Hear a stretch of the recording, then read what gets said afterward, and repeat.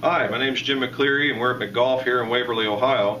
I've been talking with CJ about doing some video stuff. He's been doing very well with the swing mechanics. Now it's time for the equipment mechanic. Just a little bit about myself. I'm a three-time Regional Club Maker of the Year, an International Club Maker of the Year, a Master Club Maker, and here recently a Top 100 Golf Digest fitter. So we've been doing pretty good here. We're real happy. Today what we're going to do is we're going to talk about the grip. This will be one in a series of videos just to break down the golf club so you can make a better, more informed decision, ask some better questions when you go to your fitting, and come away with a better product and lower your golf score. So the grip, a little bit of history on the grip. Back when they were wooden shaft, what they would do is wrap leather and straps around the grip. And it took a lot of skill in order to get the right texture and the right size for the golfer.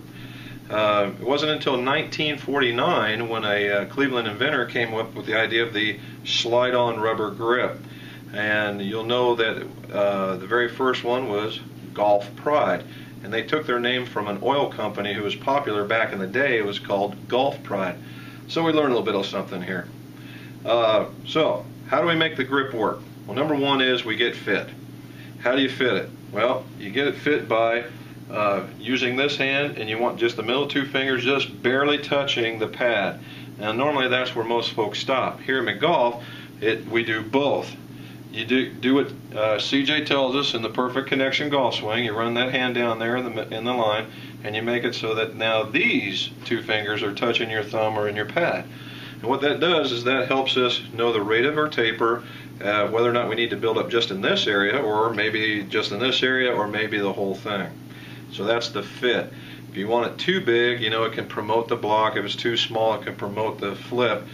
But to tell you whether or not you really have a grip that does not fit is, think about it at the end of the round.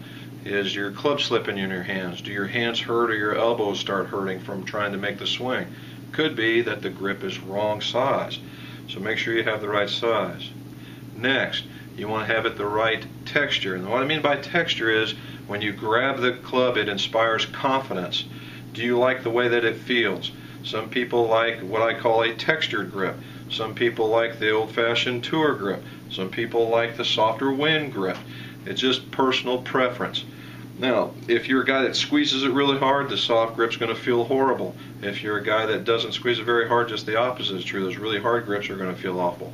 When you go ahead and you grab it and it's the right size and you go, man, I know I can swing good with this, you know you found a grip that you can be comfortable with.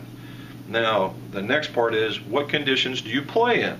Well, you know, down where CJ's at, it's probably nice and dry right now, and you can get away with all kinds of grip choices.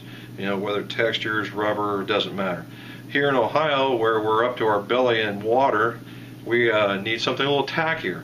You know, we need something that grabs you back. So something like a Dual Decade or something that's very aggressive in its texture will work. Something that we don't slide when we go to swing it.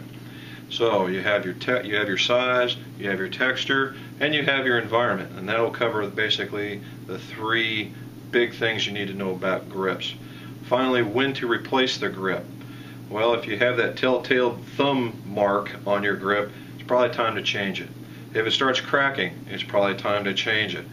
All right. If you're playing a lot of golf, you need to change this thing probably one, two, and three times a year. It just depends on how aggressive you are with your grip. If you're a weekend golfer, maybe once a year to once every 2 years. It really depends on where you're at and how aggressive you're getting. So when you go into your local club store, ask them to fit you for both hands. Grab a sample that they have, because just like you see here, we have bunches. All right, and make sure that you get the grip that inspires confidence, fits your hands, and fits your playing conditions, and you can watch your scores go down. Now, if you have any other questions about grips or any of the clubs, you can go to that Perfect Connection Golf Swing, go to the Insiders Forum, and ask me there. I'll be more than happy to help you out. If you want to do something a little more private, you can give me a call at clubmaker@mcgolf.net. And let's make those scores go low.